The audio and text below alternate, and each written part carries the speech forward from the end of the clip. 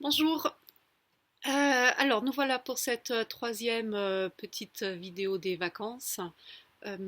Aujourd'hui, je vais essayer de détailler les 8 premières postures de la séquence Yoganga.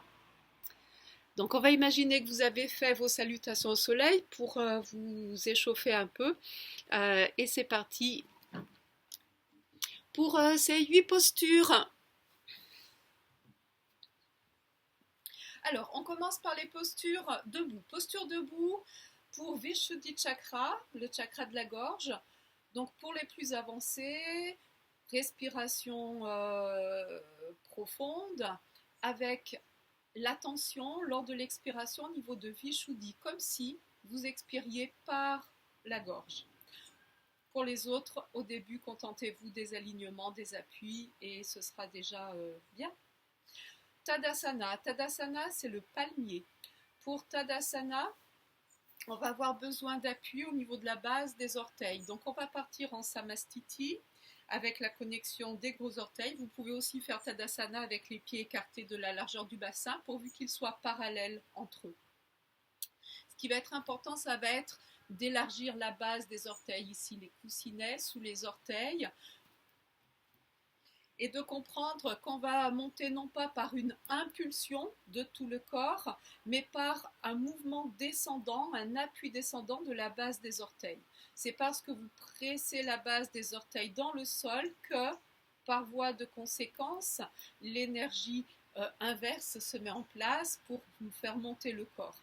Donc pas d'impulsion avec tout le corps, mais vraiment intention de pousser la base des orteils dans le sol. Sur une inspiration, on presse la base des orteils, le corps monte. On évite de pencher en avant, on essaye de monter le plus droit possible, tranquillement, sur une petite inspire, sur une longue inspire, pardon, et les talons se décollent un peu, pas forcément beaucoup. On garde ici la stabilité, on sent que les jambes sont engagées, on absorbe le périnée vers le haut, le nombril vers l'arrière, on apaise les basses côtes, on ouvre le haut de la cage thoracique, la poitrine, on garde les épaules parallèles à l'avant du tapis, à même distance du sol, on allonge la nuque par le sommet de la tête. Les dents sont desserrées, les traits du visage détendus, les yeux ouverts, le regard tourné vers l'intérieur. Il nous reste à placer les bras. Donc on prend une deuxième inspiration et on va monter les bras par les côtés. On monte les bras sans monter les épaules. Les épaules restent vers le bas, loin des oreilles. Ici, vous ne voyez pas bien sur la vidéo, mais les mains regardent vers l'avant. D'accord? Paume des mains vers l'avant, bras parallèles et tendus. Les coudes sont tendus, les pointes des doigts vont chercher vers le haut, la tête reste droite, le regard à l'horizontale. Et on reste comme ça quelques respirations quand on pratique. Dans la fluidité de la pratique, on reste souvent 5 respirations. Ici, on ne va pas rester très longtemps, juste le temps de repérer les alignements, les appuis. Et puis avec la prochaine expiration, vous allez pencher sur votre droite. Vous étirez à la fois la taille gauche, ça vous sentez facilement l'étirement, mais vous veillez également à étirer aussi à droite, à ne pas raccourcir ici la taille droite. Elle doit rester longue. Sur une inspiration, vous revenez et sur l'expiration, vous penchez. Les bras restent parallèles, éloignés des oreilles, ils ne se sont pas rapprochés des oreilles et on veille à étirer les deux tailles comme ça, loin, on va chercher loin en diagonale. On inspire, on revient. On expire sur place et avec la prochaine inspiration, on va presser encore plus les coussinets des orteils dans le sol et le corps va monter plus haut. Ça, c'est juste une grande inspire, pardon. Et avec l'expiration, on retient la descente. Les bras sont tendus dans l'axe du corps, les mains dans l'axe des bras. Votre attention au bout des doigts et vous retenez la descente des bras et des pieds sur toute une longue expiration. Ok, donc si je reprends avec la respiration en donnant moins d'indications, ça fera inspire, 5 respirations, et puis sur l'expire, l'inspire milieu, l'expire côté, L'inspire milieu, l'expire sur place, une grande inspire et une longue expiration. On revient dans Samastiti. La deuxième posture, c'est Vrikshasana. Vrikshasana, c'est l'arbre sur une jambe. On commence du côté droit. Donc là, de la même manière, je vous donne d'abord les indications, les appuis, les alignements, puis ensuite, je le refais rapidement avec la respiration. On va placer le poids du corps sur le pied gauche, donc on a besoin d'avoir un bon appui, un bon enracinement. On est l'arbre avec des racines profondément plantées dans la terre. Vous pouvez les imaginer, les visualiser 20-30 cm sous terre, sous la plante du pied gauche. Et vous sentez la stabilité grâce à ces racines, la plante du pied et la jambe qui va représenter le tronc de l'arbre, de la force, de la stabilité, de l'enracinement jusqu'au niveau du bassin. Le périnée est absorbé vers le haut, le nombril vers l'arrière, les basses côtes apaisées et l'ouverture de la poitrine. On commence à connaître l'ouverture de la poitrine grâce aux omoplates qui rentrent vers la poitrine sans la faire exploser vers l'avant. La poitrine reste apaisée, mais les omoplates viennent se plaquer derrière. Les épaules sont bien sûr alignées avec l'avant du tapis et à même distance du sol. On évite de pencher d'un côté ou de l'autre. Alors maintenant qu'on a cette stabilité, cette force dans la jambe gauche, on va pouvoir libérer l'appui de la jambe droite et venir placer la plante du pied à l'intérieur de la jambe droite. C'est pas très important de choisir de placer la plante du pied à hauteur de la cheville, du mollet. On va éviter le genou, on ne pousse pas contre une articulation. Ça peut être la cuisse ou ça peut être plus haut si on a la souplesse suffisante. Mais ce n'est pas le plus important. Le plus important va être d'ouvrir le genou vers l'arrière. Attention, ouvrez le genou vers l'arrière pour ouvrir au niveau de la hanche, mais n'entraînez pas le bassin en même temps, sinon vous allez être décalé. Les deux pointes des hanches doivent rester parallèles au petit côté du tapis. Ok, donc si vous avez placé la plante du pied à l'intérieur de la cuisse, vous pouvez contracter un petit peu la cuisse, le quadriceps, et il va y avoir deux forces opposées, la plante du pied qui pousse dans la cuisse qui résiste et qui repousse le pied, et ces deux forces opposées vont créer une ouverture au niveau du bassin. La jambe droite est en rotation externe pour faciliter l'ouverture du genou vers l'arrière. Une fois qu'on a placé les jambes, on va placer les bras. Pour faciliter l'équilibre, on garde le regard accroché au sol, un point au sol.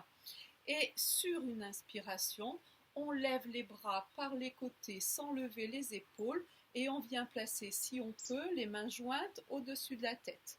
Mains jointes en Anjali, en Namaskar, avec les lignes des mains bien alignées les unes avec les autres, et on va ouvrir le pouce vers l'arrière.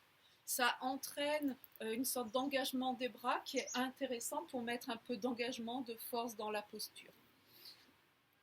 Rappelez-vous, deux appuis pour étirer un segment. Là, on cherche à étirer tout le corps. Le pied gauche presse dans le sol, les mains vont chercher le ciel, les épaules restent vers le bas. Vous gardez l'apaisement de l'avant du corps, notamment au niveau du ventre. Rien n'est projeté vers l'avant. Et la stabilité, la fermeté dans le dos.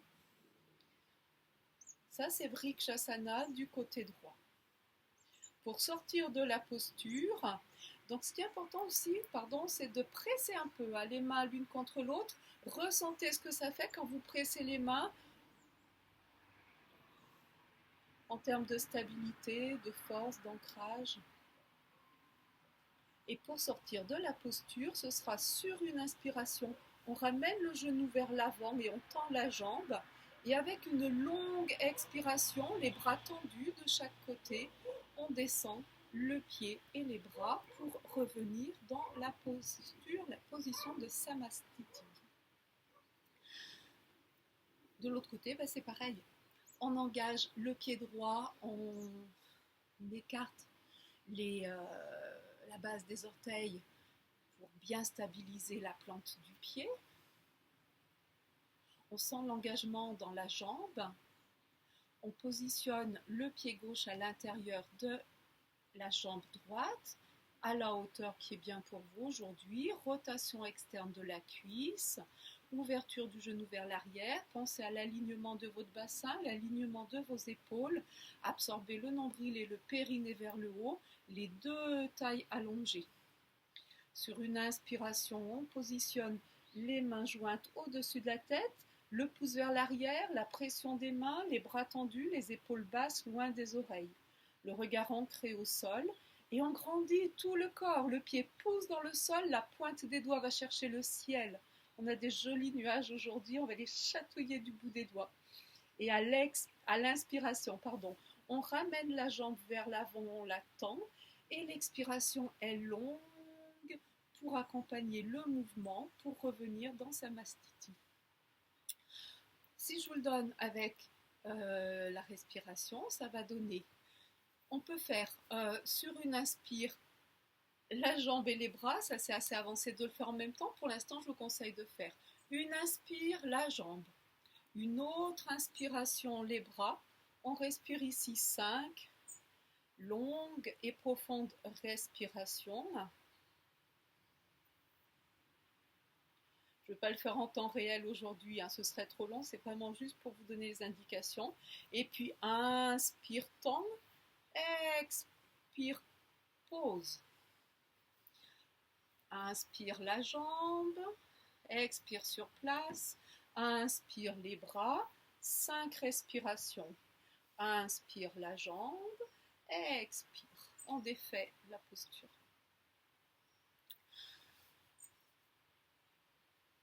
Posture pour Anahata Chakra, le cœur. Donc ce sont des postures avec la poitrine en direction du sol. Et on va commencer en quadrupédie. Pour la posture de Adho Mukha Marjoriasana, le chat tête en bas. Alors, on a les orteils crochetés, les genoux et les pieds sont écartés de la largeur du bassin.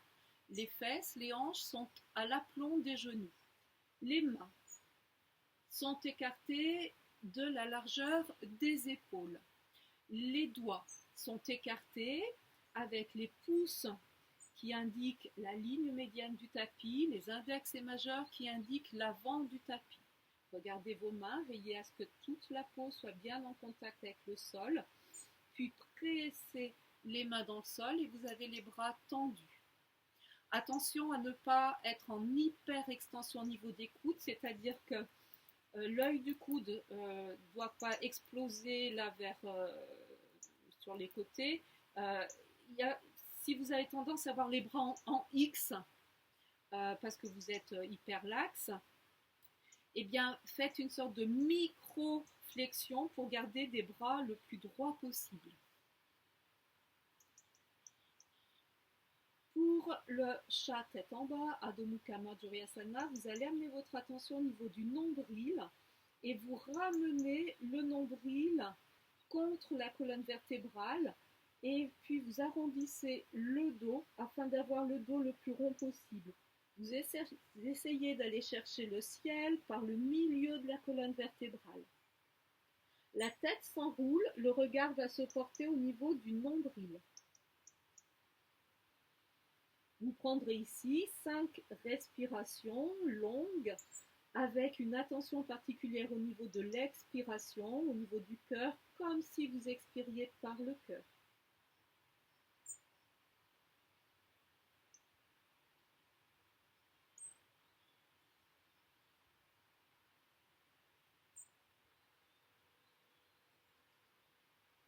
Pensez à aller aux appuis, les mains pressent le sol pour ne pas être... il ne faut pas avoir le poids du corps qui casse les poignets, qui soit sur l'articulation. Donc quand vous pressez la main, vous libérez l'articulation des poignets et la force peut monter jusque dans les épaules. Urdhva Mukha Marjoriasana, le chat tête en haut, c'est-à-dire le chat dos creux. Sur une inspiration, vous creuserez d'abord le bas du dos, vous allongez les tailles, la colonne vertébrale, vous roulez les épaules vers l'arrière. Vous pouvez, pour faire ce mouvement de rouler les épaules vers l'arrière, imaginez, visualisez la pointe basse de vos omoplates. Imaginez que vous voulez les ramener vers un point là-bas, vers le coccyx. Les épaules s'écartent, il y a une rotation externe des mains, comme si elles voulaient tourner vers l'extérieur, rotation externe des bras, et on allonge la nuque. La nuque est longue, on essaye de la déplisser, pas de pli au niveau de la nuque, et on allonge le regard qui se positionne droit sur la ligne horizontale.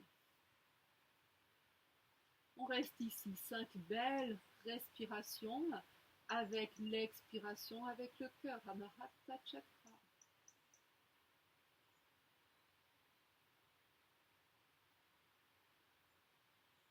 Allez chercher le sol avec le nombril. Et puis on revient le dos plat pour faire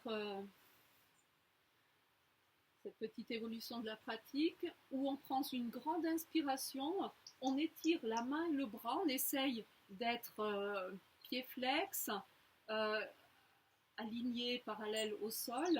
Et surtout, on imagine que quelqu'un nous tire par la main vers l'avant et en même temps, quelqu'un d'autre nous tire à l'arrière par le pied. Et on étire tout le corps. Tout ça, c'est que sur une grande et profonde inspire, l'expire permet de sortir de cette posture. L'inspire, on fait de l'autre côté, donc bras gauche, jambe droite, et l'expire, on pose. La posture suivante, c'est Adho Mukha Svanasana, le chien tête en bas. On vérifie que les mains sont bien placées, les doigts, l'écart des mains, et on va presser comme pour monter dans la montagne. Si vous avez regardé la vidéo sur les salutations au soleil, vous connaissez ça. En fait, la posture du chien tête en bas, c'est comme la montagne, sauf que les pieds vont être écartés de la largeur du bassin au lieu d'avoir la connexion des gros orteils. Donc, pour monter dans Adho Mukha Svanasana, vous allez utiliser la boule du pouce, le talon des mains, l'index, le majeur, pour à la fois presser vers le bas et vers l'avant, comme si vous vouliez étirer le tapis vers l'avant. Le tapis, vos mains ne vont pas bouger, la force va se répartir et va permettre de tirer le corps vers l'arrière et vers le haut, avec une belle ligne verticale, du bout des doigts jusqu'au coccyx, et vous amènerez le coccyx vers le haut et l'arrière. Donc, ça va donner quelque chose comme ça. Vous êtes les orteils projetés, largeur bassin, vous avez bien placé les mains, les bras, et vous pressez. Boule des pouces, talon des mains, index, majeur, les bras grandissent. Rotation externe des épaules, relâchez la nuque. Pour l'instant, vous montez avec les talons levés, les jambes fléchies, et vous allez chercher loin vers le haut et vers l'arrière. Soit vous restez comme ça, c'est bien, vous êtes dans Adho Mukha Svanasana, ou bien vous posez les talons et vous respirez 5 respirations. Vous pouvez également penser à la rotation interne du haut des cuisses. Rotation interne du haut des cuisses, et observez ce que ça entraîne au niveau de votre bassin, sacrum.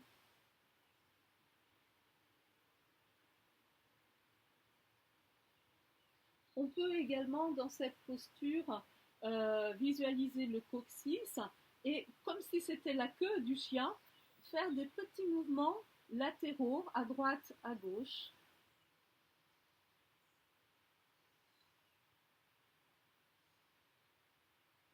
Et on revient sur les genoux. On va s'allonger sur le ventre pour la posture suivante, c'est Urdhva Mukha Svanasana, le chien tête en haut. Alors, le chien tête en haut, c'est une posture très difficile à prendre et très difficile à expliquer. Ce qui va être important, c'est de comprendre qu'au niveau des appuis, tout va partir du coup de pied. Vous allez avoir comme appui les coups de pied et les mains. Les mains, on a l'habitude, les coups de pied, on n'a pas l'habitude. Donc, il va falloir bien les positionner. On va partir avec les pieds écartés de la largeur du bassin et on va veiller à ce que tout le haut du pied, le dessus des orteils soit bien à plat, avec un appui qui va du petit orteil jusqu'au gros orteil. Les talons vont avoir tendance à partir sur les côtés, on va les ramener dans l'axe orteil et jambes. Et puis, on va éviter d'avoir, bien sûr, quand on va monter la tête dans les épaules, on va presser les mains dans le sol, tendre les bras pour que les épaules restent le plus loin possible des oreilles. Et dans la montée, donc on va être en appui sur les mains et les coups de pied, on va faire un mouvement un petit peu vers l'avant et vers le haut, comme s'il y avait un engagement du pubis qui va chercher loin vers l'avant pour ne pas trop cambrer et raccourcir au niveau des lombaires. On doit toujours allonger le bas du dos au niveau lombaire. Je vous le montre. Donc, on part allongé sur la ligne médiane du tapis, menton au sol, les mains de chaque côté de la poitrine. C'est toujours la même position des doigts, pouce vers le milieu du tapis, index majeur vers l'avant. Rotation externe des mains pour que les coudes se rapprochent en direction de la colonne vertébrale. On positionne les pieds, le dessus des pieds, on va chercher à presser chacun des orteils dans le sol, puis les coups de pied, et sur une profonde inspiration, avec les mains, on presse le sol, on lève le bassin, les genoux, et on garde un bon appui des pieds. Et puis à ce petit mouvement-là, comme ça, du pubis, l'avant du corps qui va vers l'avant, on lève la tête, on regarde soit le point entre les sourcils, soit en direction du ciel, et on respire ici. On veille à ne pas laisser partir le bassin vers le bas pour ne pas mettre de poids, de pression au bas du dos. Il y a une allonge du bas du dos. Une fois qu'on a fait 5 respirations ici, on expire, on regarde la plante du pied droit, on inspire, on revient, on expire, on va regarder la plante du pied gauche, on inspire, on revient. Et l'expiration est longue pour accompagner le mouvement où on va s'allonger à nouveau sur le sol. On peut garder une joue au sol, les bras tendus de chaque côté pour récupérer un instant.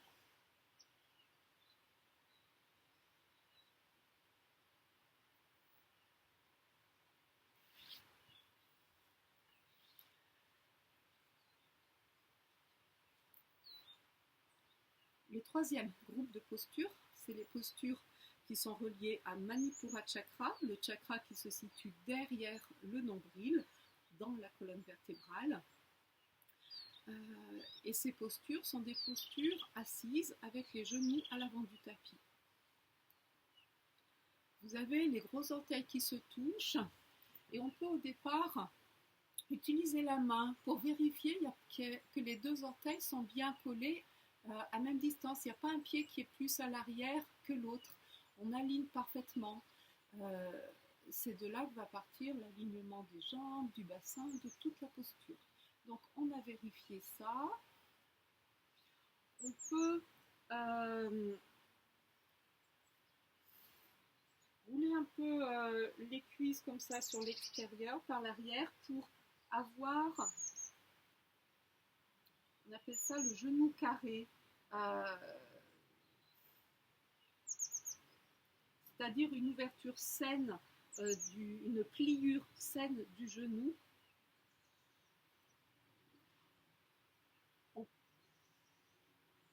On peut également saisir avec le pouce le milieu du mollet et écarter légèrement les mollets sur les côtés.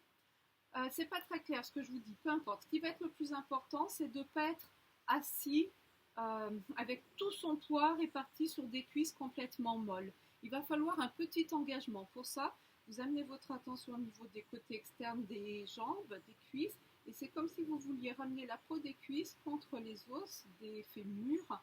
Et il y a un petit engagement qui se fait comme ça pour être bien stable dans la posture. La notion d'effort est importante. Quand je dis engagement, ce n'est pas un effort qui va entraîner de la crispation et de l'inconfort. La posture doit rester confortable. Engagé, c'est on n'est pas avachi dans la posture, on est ferme et confortable. Sthira, Sukha, Hasanam. La posture, stable et ferme et confortable. Nombril rentré en direction de la colonne vertébrale, Uddiyana Bandha. Périnée vers le haut. Le dos est le plus droit possible et on va l'allonger avec le sommet de la tête pour décambrer un petit peu, allonger la nuque. On rentre le menton sans créer ici de stress ou de crispation au niveau de la gorge. La gorge doit rester très très libre. Les dents sont desserrées, les traits du visage détendus, les yeux ouverts, le regard tourné vers l'intérieur dans Manipura Chakra. Vajrasana, c'est la posture de l'éclair. On a les bras tendus, les mains sur les genoux et on prend tout simplement 5 respirations ici avec les épaules loin des oreilles, les jambes engagées, le nombril, les basses côtes apaisées. À chaque inspiration, on visualise le dos bien droit jusqu'au sommet de la tête, on allonge.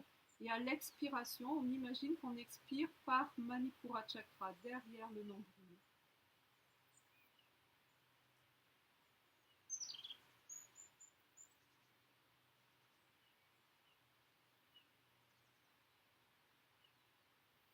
C'est une posture qui, en termes techniques, d'alignement, etc., n'est pas très compliquée, mais il y a quand même beaucoup de choses à penser, notamment décambrer le bas du dos, avoir le dos le plus droit, le plus plat possible, malgré les cambrures naturelles, la cambrure et puis l'arrondi du haut du dos, la cambrure de la nuque.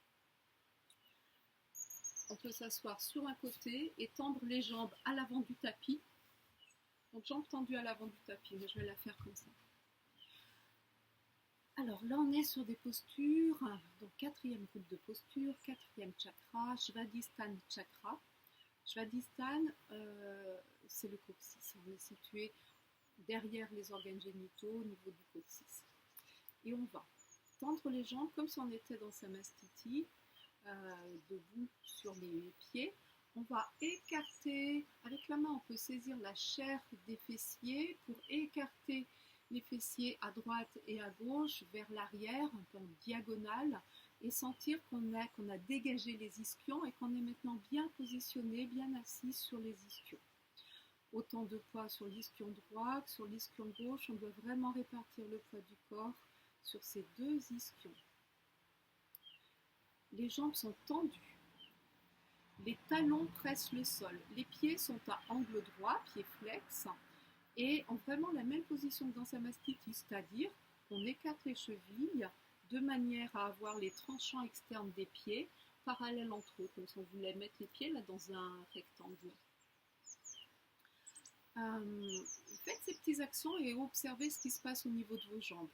Vous pressez l'arc ici du talon contre le sol, comme si c'était une lame de couteau qui voudrait couper le tapis. Sentez ce qui se passe dans vos jambes. Okay. Étirez les orteils vers le ciel, comme si vous vouliez aller toucher le ciel par les orteils. Observez ce qui se passe dans vos jambes. Vous pouvez également ramener les orteils en direction du tibia, ça engage les jambes encore un peu différemment. Ok, vous avez compris l'idée, les jambes sont engagées, vous avez une sorte de stabilité qui se place au niveau du bassin. Ça, on vient de placer les fondations des postures jambes tendues à l'avant du tapis. La première posture, c'est Dandasana, le bâton. Il va suffire de placer les mains de chaque côté du tronc, des fessiers.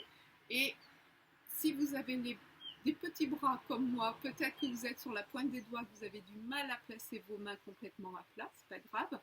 Si vous avez plutôt des grands bras par rapport à votre tronc, vous allez les fléchir, non pas sur les côtés bien sûr, mais les coudes vers l'arrière pour garder les mains à plat et les épaules basses.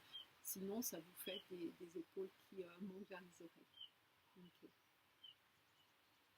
On absorbe le nombril vers l'arrière, on apaise la cage thoracique, on allonge le sternum, on laisse glisser les épaules vers le bas en même temps que le sternum s'ouvre vers le haut. On allonge la nuque par le sommet de la tête qui va chercher le ciel. Les yeux ouverts, le regard tourné dans... Ah, je me fais attaquer par une guêpe. Le regard tourné par Svadhisthana Chakra et Perdez pas l'engagement des pieds. Regardez, des fois, il y a un pied ou les deux qui vont partir avec les tranchants externes qui vont vers l'avant du tapis. Ramenez-les vers l'arrière du tapis. Comme dans Vajrasana, la respiration est importante.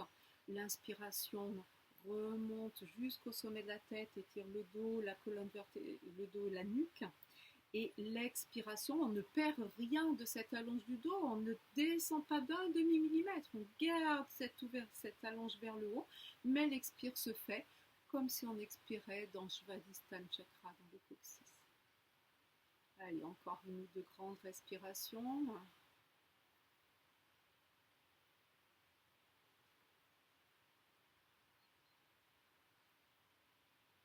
On peut faire évoluer Dandasana en plaçant les mains vers l'avant, toujours la même position des doigts, je vous le rappelle, pouce vers le milieu, index majeur vers l'avant, doigt écarté, les mains forment comme une sorte d'étoile de mer. Et on presse notamment avec la boule des pouces. En fait, on va mettre 100% de notre attention, c'est-à-dire toute notre attention dans cette action de pousser les mains dans le sol comme si on voulait incruster, enfoncer le tapis dans le sol. C'est important de mettre toute notre attention là-dessus parce que sinon, on a envie de se focaliser sur la finalité de la posture et non pas sur le moyen. Le moyen, c'est cette action de pression des mains. Si on se finalise, si on a un peu d'attention, de volonté sur la finalité de la posture, on va vouloir lever les fesses du sol et là, ça va devenir improductif, contre-productif même. Donc, sur une inspiration, on presse les mains dans le sol, par voie de conséquence, le bassin se lève et une expiration sèche pour laisser retomber. Donc, quand on fait la pratique un peu dans sa fluidité, c'est une inspire, expire sèche, une deuxième fois profonde inspire, expire sèche, et puis la troisième fois, on peut la faire de la même manière, c'est très très bien. Hein. Si on sent que c'est possible, on peut aussi prendre une profonde inspiration et cette fois-ci lever également les talons. Donc toujours pareil, il faut un petit peu oublier cette volonté de lever les talons, ça se fait tout seul, mais la commande, notre attention, c'est toujours dans cette pression des mains dans le sol. Si on a levé les talons du sol, à l'expiration, on va retenir la descente et ensuite on peut placer les pointes des doigts vers l'arrière et relâcher.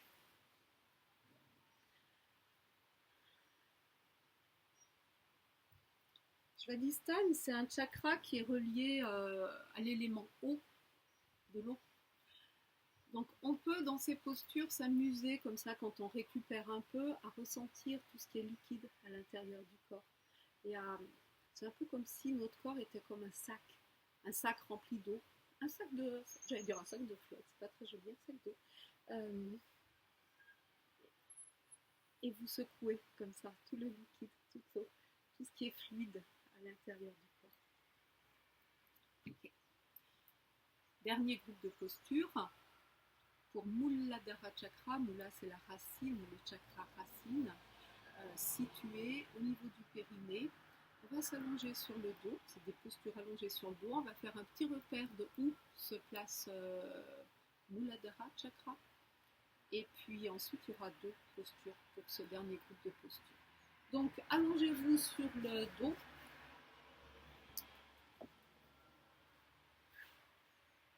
Pour s'allonger sur le dos, on peut utiliser les mains pour saisir la peau des fessiers et la glisser vers l'avant du tapis.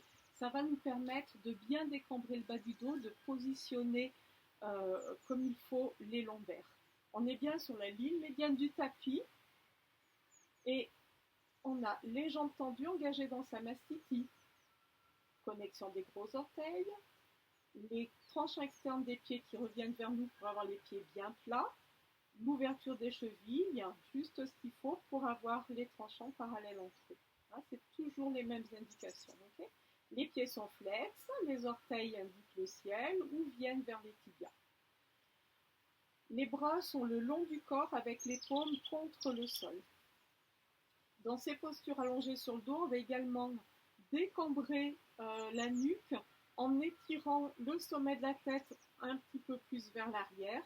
Ça rentre le menton, mais on essaye de ne pas renfrogner, de ne pas crisper là au niveau de la gorge. On garde un peu de tranquillité ici. Uttan Padasana. Alors il y a plusieurs façons de faire. Ici on va faire quelque chose d'un petit peu complet. Si on veut faire les choses complètement, on commence par lever la jambe droite à 90 degrés tout en gardant la jambe gauche bien engagée dans sa muscu. Et on s'amuse ici à prendre quelques respirations 90 degrés. L'idée, c'est vraiment d'allonger la jambe avec la fesse qui presse vers le bas, le pied vers le haut. Amusez-vous, ça peut être pied plat ou bien les coussinets ou bien le talon. Et puis sentez comment ça engage différemment votre jambe. L'idée, c'est quand même vraiment de l'allonger, l'agrandir, l'étirer. Et en gardant ce mouvement d'étirement de la jambe, de la rendre la plus longue possible, on va descendre sur une expiration et essayer de former un angle à 60 degrés entre le sol et la jambe. Alors, on ne se voit pas, hein, donc c'est difficile à dire. Là, je ne sais pas d'ailleurs si je suis vraiment à 60 degrés, peut-être pas. Ce qui est important, c'est que la jambe gauche reste tendue, engagée. Vous pressez le sacrum dans le sol. Vous avez ici une bonne stabilité, une bonne fondation. Et vous pouvez prendre quelques respirations, toujours en allongeant la jambe sur l'inspire et en expirant avec le périnée. Ah, j'ai pas fait le respirage de Muladhara, c'est pas grave. On redescend 45 degrés, c'est pareil, hein, on allonge la jambe, l'expire Muladhara et on retient sur une expiration pour venir déposer, sans plier la jambe, on dépose le talon au sol et puis on relâche. Alors oui, Muladhara Chakra. Le repérage, il est simple. Vous visualisez votre périnée qui va du pubis à l'anus. Et puis, au milieu du périnée, vous remontez vers le haut, quelques centimètres au-dessus du périnée, donc en direction du nombril. Ici se trouve Muladhara Chakra. Donc, avec l'expiration dans Muladhara Chakra, on fait pareil de la jambe gauche. L'inspire 90 degrés, on reste quelques respirations, on étire la jambe avec les deux appuis qui étirent le segment, et puis on descend à 60 degrés, on respire plusieurs fois avec une inspire qui étire la jambe, l'expire Muladhara Chakra, pareil 45 degrés, et la dernière expiration est longue, lente, le mouvement se calque sur la respiration. C'est toujours le même principe. C'est la respiration qui entraîne le mouvement et ce n'est pas le mouvement qui donne le rythme à la respiration. C'est le rythme de votre respiration sur lequel se calque votre mouvement. On fléchit les jambes, on replace bien comme il faut le sacrum, le bas du dos et on fait pareil avec les deux jambes tendues. Ce qui va vous aider, c'est bien sûr l'engagement du bas du ventre, du périnée, du bas du dos, donc qui presse bien dans le sol. Et ça va être aussi la manière, vous allez pouvoir vous aider avec vos mains. J'ai bien dit les mains, c'est pas les bras, c'est pas les épaules qui vont se crisper, c'est juste la force dans les mains. On peut saisir le tapis comme ça à pleine main sur les côtés et ça va aider les mouvements de descente des jambes.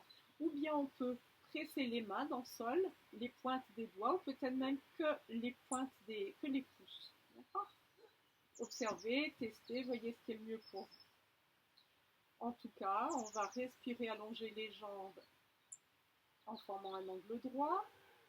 Sur une expiration, on va descendre à 60 degrés, toujours étirer les jambes, plaquer le bas du dos, respirer profondément avec l'expiration, la concentration sur Muladhara Chakra, pareil à 45 degrés. Vous pouvez vous aider comme c'est bien pour vous avec les mains, mais ne mettez pas de stress, de pression, de crispation au niveau des épaules, ni des traits du visage. Et la dernière expiration est longue pour un mouvement lent qui permet de déposer les talons au sol et on relâche.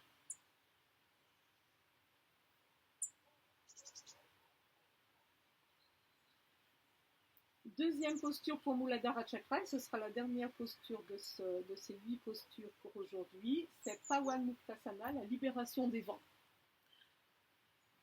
Libération des vents, ça veut bien dire ce que ça veut dire. C'est une posture qu'on peut faire pour faciliter la digestion. En général, on ne pratique pas sur la digestion, mais il y a quelques postures qui peuvent faciliter, notamment la parfaite position pour si on a trop mangé après un gros repas. On va surtout pas s'allonger, surtout pas. On va plutôt s'asseoir dans Vajrasana, c'est comme tout à l'heure, et on va même écarter les talons pour venir chercher des points ici sur le côté des fessiers, et c'est cette posture qui va permettre de digérer. Donc traditionnellement, si on a, après avoir mangé, en Inde, on est assis par terre et on prend cette posture quelques minutes avant de, j'allais dire, quitter la table. Il n'y a pas de table, mais de partir de finir le repas. Ok, bon, c'était une digression. En fait, on en était à nos postures allongées sur le dos. Et c'est Pawan Muktasana, la libération des vents. Ok, alors, de la même manière, aujourd'hui, on va la faire de manière un peu complète, jambe droite, jambe gauche, les deux jambes, mais vous pouvez des fois faire juste avec les deux jambes. Vous jouez avec ces postures comme vous voulez.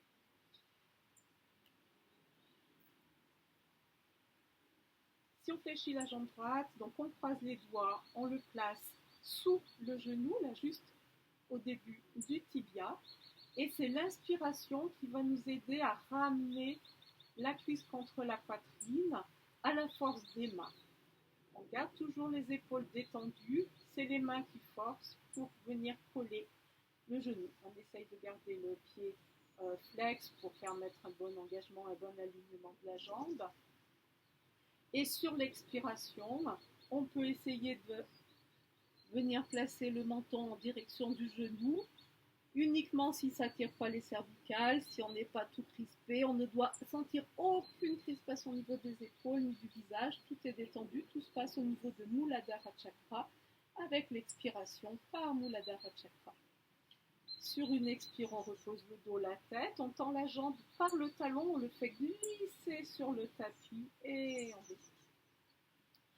Donc ça donne pareil de l'autre côté, jambes fléchies, doigts croisés, sous le genou, l'inspire, presse la cuisse contre la poitrine, l'expire, amène le menton.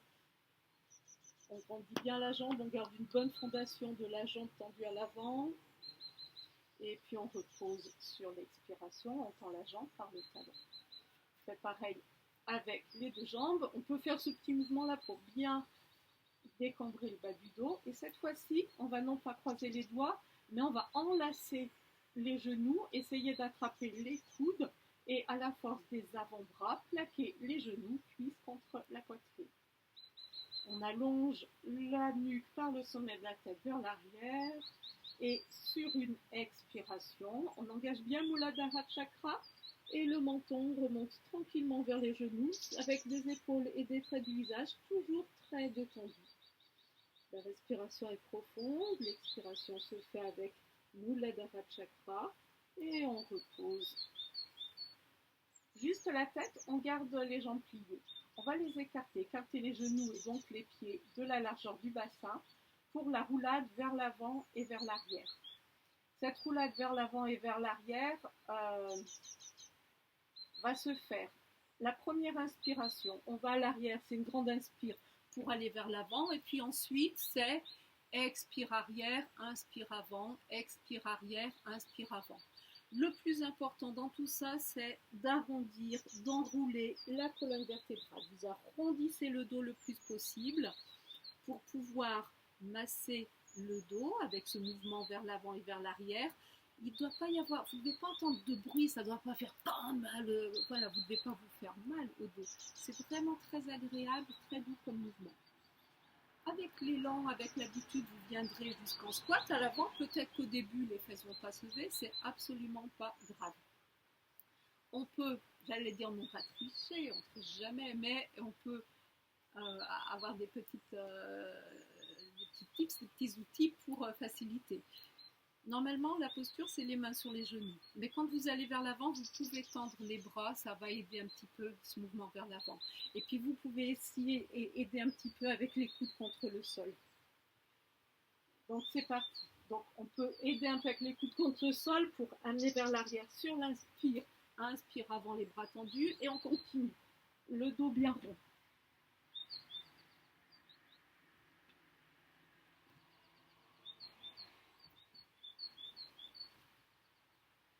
Donc dans la pratique, on fait 5 fois. Et puis on revient sur le dos. Et cette fois, on va tourner sur les côtés. Deux choses importantes pour la roulade sur le côté, c'est la respiration. On expire quand on va sur le côté, on inspire quand on remonte. Et la position de la tête reste au sol. Vous ne devez pas lever la tête du sol pour rouler. Vous gardez la tête au sol pendant tout le mouvement. Donc, on part sur l'arrière de la tête.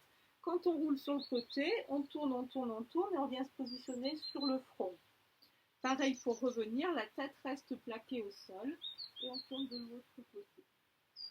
L'inspire pour revenir au milieu, l'expire pour aller sur le côté. Et on fait, donc on commence à droite, on finit à gauche et on fait 3, 5 fois, comme c'est bien pour vous. Oh, je vais peut-être pouvoir quitter le pull, il faisait super froid tout à l'heure et là d'un coup il fait bon, c'est magnifique.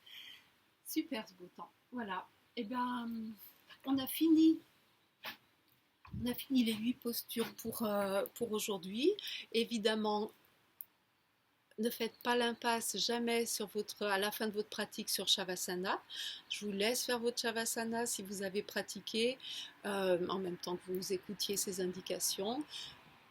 Restez au moins 5 minutes allongé sur le dos dans l'immobilité, la position de la gravité, vous ressentez l'attraction terrestre, vous abandonnez tout votre corps au sol et après vous pourrez poursuivre tranquillement votre journée. Bonne journée, au revoir, à demain.